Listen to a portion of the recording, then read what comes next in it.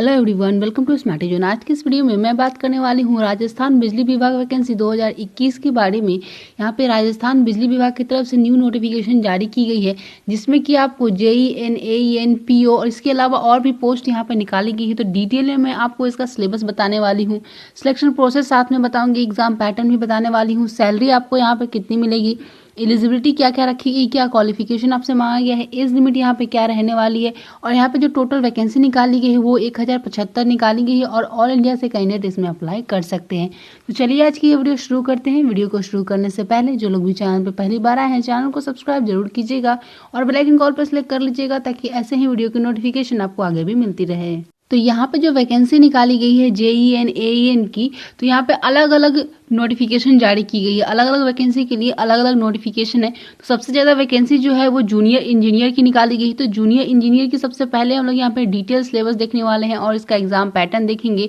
तो यहाँ पे आप देखिए, जूनियर इंजीनियर के साथ साथ यहाँ पे जूनियर इंजीनियर 1, जूनियर केमिस्ट और इन्फॉर्मेटिक असिस्टेंट की वैकेंसी निकाली गई है। तो ये सारी वैकेंसी के बारे में आपको डिटेल में बताने वाली हूँ। सबसे पहले इसका एग्जाम पैटर्न क्या रहेगा। यहाँ पे जो सिलेक्शन प्रोसेस आपका रहने वाला है वो कंप्यूटर बेस्ड आपका जो एग्जाम होगा, रिटन एग्जाम, उसके बेसिस पे यहाँ पे आपका सिलेक्शन प्रोसेस होगा।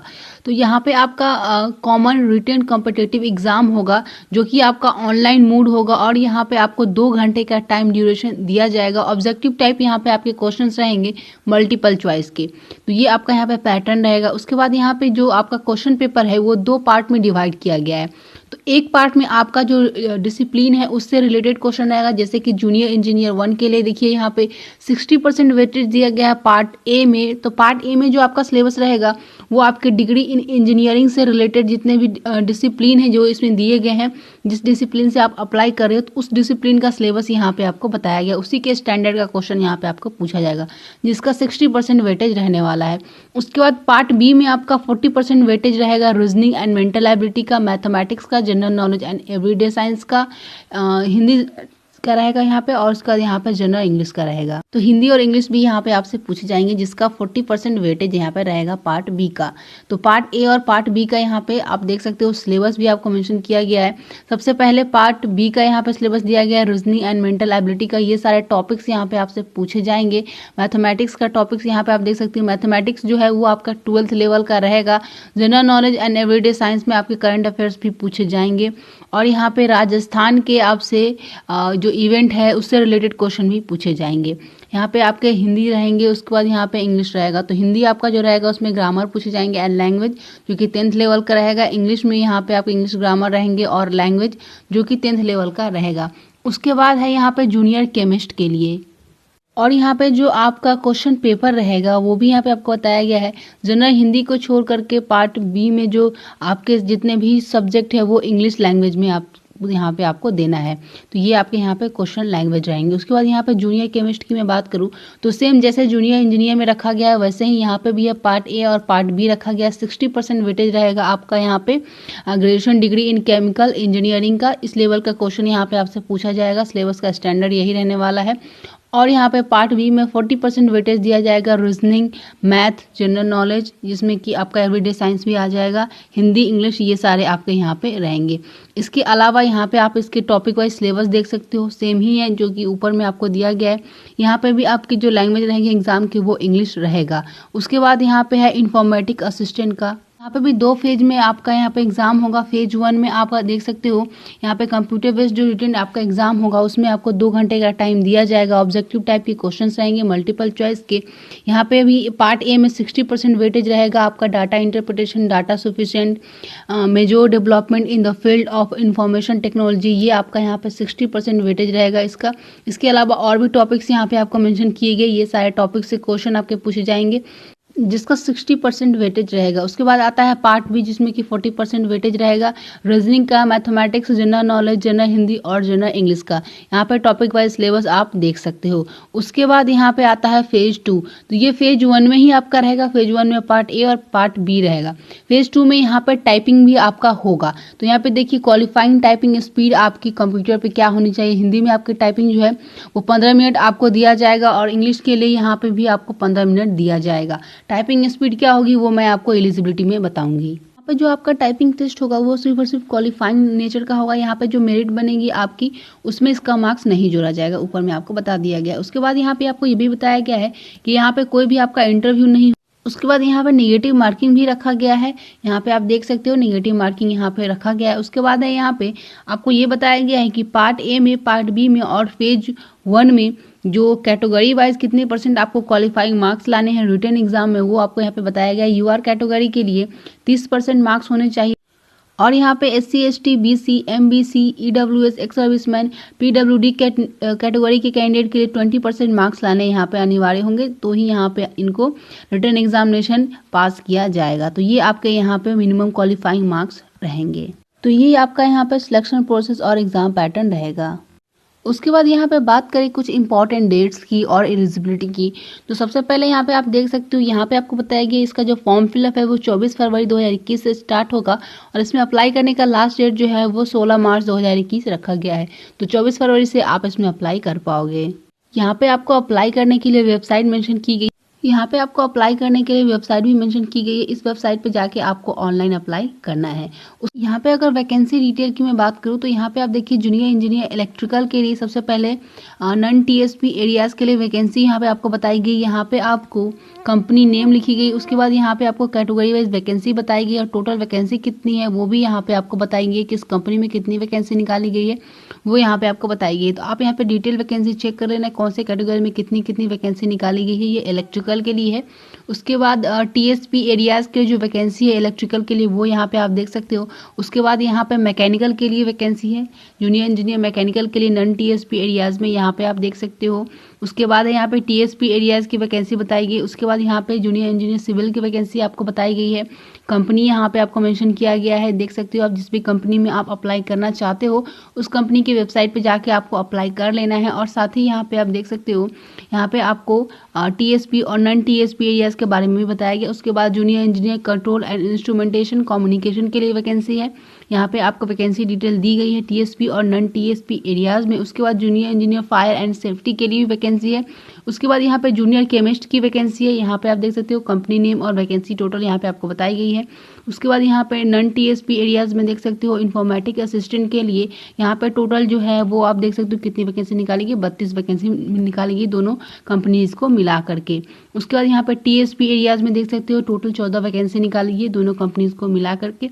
उसके बाद यहाँ पे बात कर लेते हैं एजुकेशन क्वालिफिकेशन के बारे में। तो सबसे पहले जूनियर इंजीनियर की क्वालिफिकेशन की मैं बात करूं तो यहाँ पे आप देखिए इलेक्ट्रिकल के लिए अगर आपने फुल टाइम यहाँ पे ग्रेजुएशन किया हुआ है इंजीनियरिंग से, इलेक्ट्रिकल ब्रांच से या फिर इलेक्ट्रिकल एंड इलेक्ट्रॉनिक्स से, इलेक्ट्रिकल या फिर इंस्ट्रूमेंटेशन एंड कंट्रोल से, power system and high voltage से, तो आप इसमें अप्लाई कर सकते हो। साथ ही जो यहाँ पर रिलेवेंट फील्ड होते हैं इलेक्ट्रिकल के तो वो सारे यहाँ पे आपको मेंशन किए गए। आप यहाँ पे एक बार चेक कर सकते हो कि कौन कौन से ब्रांच वाले यहाँ पे एलिजिबल है। इलेक्ट्रिकल के लिए यहाँ पे ये क्वालिफिकेशन रहेगा।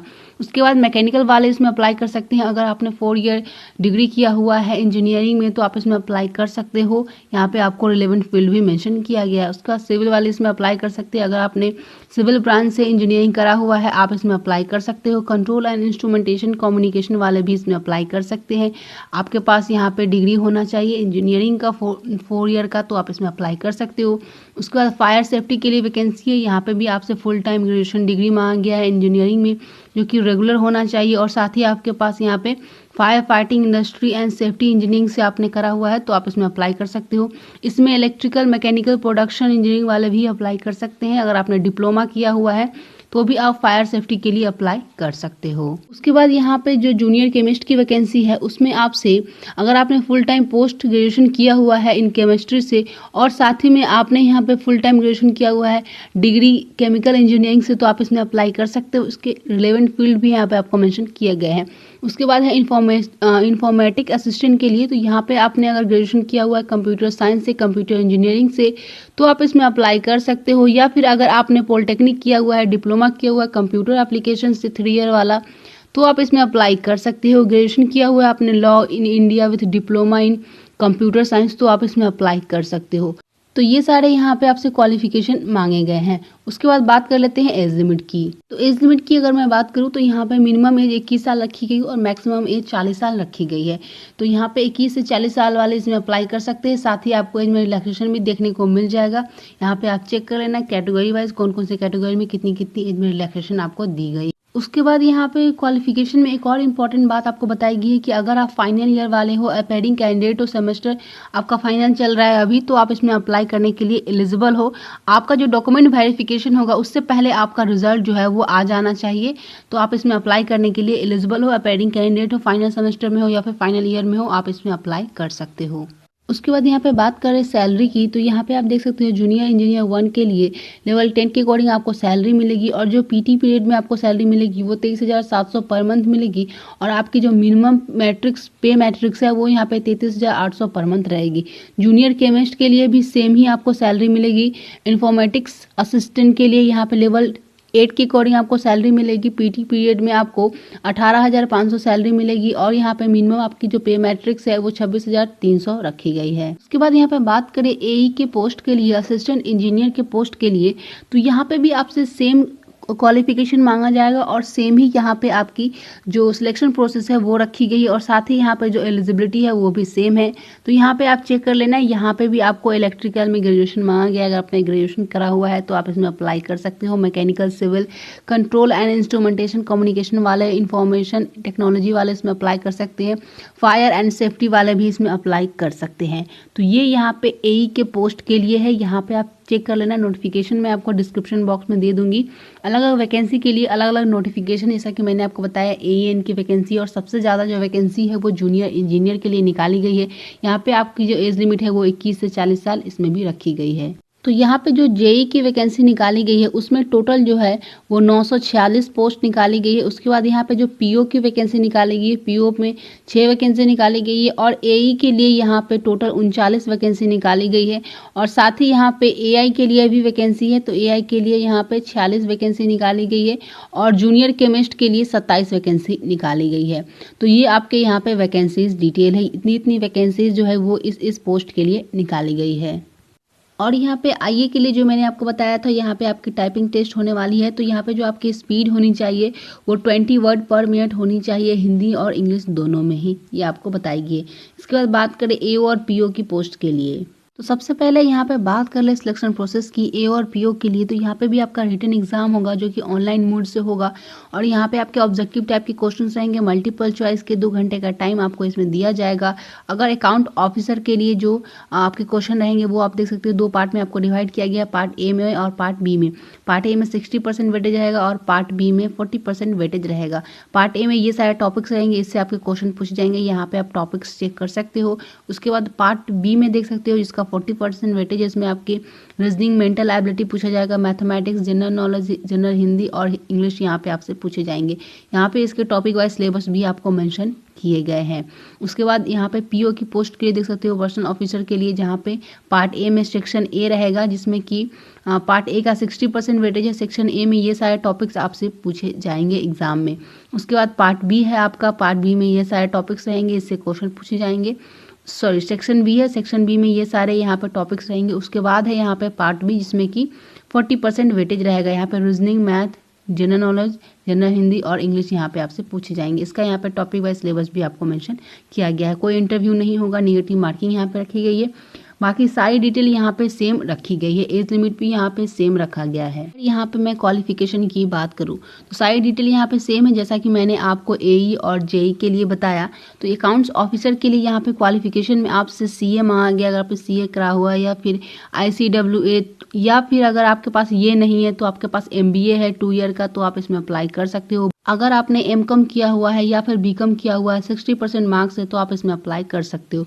उसके बाद पीओ की पोस्ट के लिए यहाँ पे आपसे मास्टर डिग्री मांगा गया, अगर आपने मास्टर डिग्री करा हुआ है या फिर MBA किया हुआ है या फिर पोस्ट ग्रेजुएशन, तो आप इसमें अप्लाई कर पाओगे। तो ये आपके यहाँ पे पीओ और एओ के लिए यहाँ पे क्वालिफिकेशन रहेगा। अगर यहाँ पे इसकी सैलरी की मैं बात करूँ तो जो प्रोबेशन पीरियड आपका रहेगा, प्रोबेशन ट्रेनिंग होगा, उसके दौरान आपको 39,300 पर मंथ सैलरी मिलेगी। उसके बाद जो आपका यहाँ पे जो सैलरी आपको मिलेगी, पे मैट्रिक्स आपका रहेगा लेवल 14 के अकॉर्डिंग 56,100 आपका यहाँ पे स्टार्टिंग सैलरी रहेगा। तो ये सारी डिटेल्स यहाँ पे आपको बताई गई है। सारे नोटिफिकेशन को मैंने डिस्क्रिप्शन में दे दिया, अलग अलग नोटिफिकेशन आप डाउनलोड करके देख लेना, जिस भी पोस्ट के लिए आप एलिजिबल हो जरूर से अप्लाई करना। 24 फरवरी से यहाँ पे फॉर्म फिलअप स्टार्ट हो रहे हैं। तो ये थी आज की कंप्लीट वीडियो। उम्मीद करती हूँ कि आज की ये वीडियो आप लोगों को हेल्पफुल लगी होगी। वीडियो हेल्पफुल लगी है तो इस वीडियो को एक लाइक जरूर से कर दीजिएगा, और अभी तक आपने हमारे चैनल को सब्सक्राइब नहीं किया है तो सब्सक्राइब करके बेल आइकन कॉल पर सेलेक्ट कर लीजिएगा, ताकि ऐसे ही वीडियो की नोटिफिकेशन आपको आगे भी मिलती रहे। जितना हो सके इस वीडियो को शेयर कीजिएगा अपने फ्रेंड्स के साथ। तो मिलती हूँ मैं नेक्स्ट वीडियो में। Bye bye.